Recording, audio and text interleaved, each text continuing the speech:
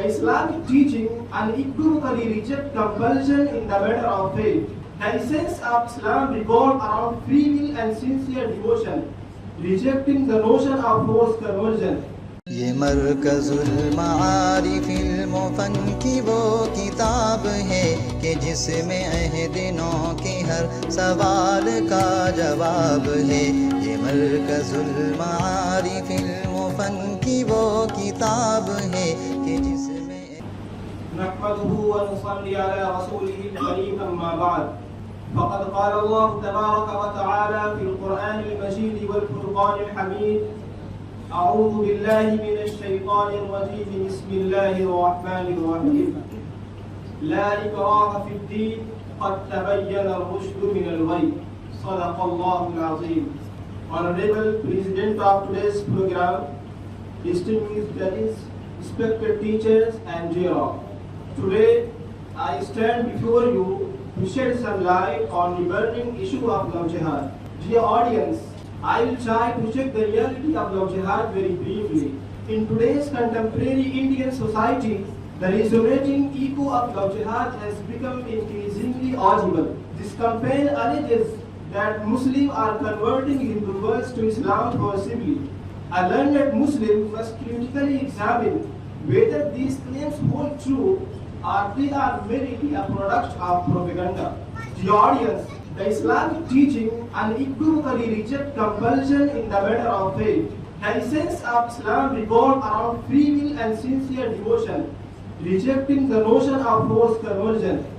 When one thinks over the teaching of Islam, he finds no endorsement of such activities in the Quran and Hadith, or even in the entire Islamic history, since Islam explicitly prohibits coercion of anyone into accepting Islam.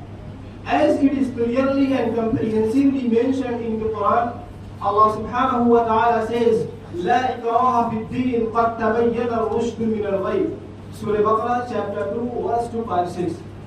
There is no compulsion in Islam. The correct way has become distinct from the error one. To your audience, the historical evidences showcase examples where religious tolerance and coexistence increased harmoniously. During the Islamic Golden Era, various faiths coexisted harmoniously, fostering a climate of intellectual exchange and cultural diversity. Dear friends, to debunk the myth of love jihad, we must turn to the foundation of religion. The Quran encourages modesty and dignity in interaction between genders and emphasizes the significance of marriage as a sacred bond. Allegations that Muslims are engaging in illicit relationship are against ethical standards set by Islam. Allah subhanahu wa ta'ala says to the believers women, وَإِذَا سَأَلْتُمُوهُنَّ مَتَاعًا فَاسْأَلُوهُنَّ مِنْ وَرَاءِ حِجَابٍ ذَلِكُمْ أَطْهَرُ لِقُلُوبِكُمْ وَقُلُوبِهِنْ. Surah Hadab chapter 33 verse 53. And when you ask them for anything you want, ask them from behind a curtain. That is purer for your heart and for their hearts. Additionally, Quran prohibits marrying polytheist women unless they embrace Islam. As Allah subhanahu wa ta'ala says, وَلَا تَنْكِحُوا الْمُشْرِكَاتِ حَتَّى يُؤْمِنْ وَلَأَمَةٌ مُؤْمِنَةٌ خَيْرٌ مِّن مُشْرِكَةٍ وَلَوْ أَعْجَبَتْكُمْ. Surah Baqarah chapter 2 verse 2 to 1. And to not marry polytheist women unless they come to believe in Islam. And indeed, a Muslim slave girl is better than a polytheist woman, even though she may attract you. Dear audience, let us examine the socio-political context in which the term love jihad gained prominence. This term gained momentum in Muzaffarnagar, UP during the massive riots against Muslims. Later, it became a part of public talk in 2009. Then political exploitation started and parties use it to manipulate Hindu sentiments for their vote bank. Dear intellectuals, when we scrutinize the root cause of love jihad to the liberal ideology, the proponents of liberalism initially promoted feminism, securing basic rights for women. But unfortunately, these rights were exploited and women were commoditized. Further, the introduction of living relationship eradicated social values and promoted physical relationship without the commitment of marriage. This has led to social disgrace and the dissolution of families.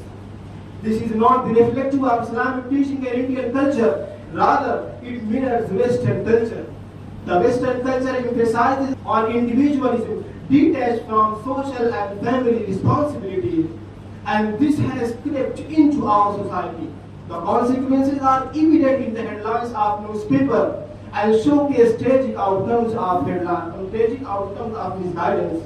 The audience, we are grateful to Allah Almighty who bestowed upon us Islam. Islam closed all the doors of such activities, and Allah subhanahu wa ta'ala says, يا نساء النبي لستن كأحد من النساء إن اتقيتن فلا تخضعن بالقول فيطمع الذي في قلبه وقلن قولا معروفا. Surah Ahzab chapter 33 verse 32. O wives of Prophet, you are not like any other women if you observe righteousness. So do not be so soft in your speech, lest someone having disease in his heart should develop fancies about you, and to speak appropriate words.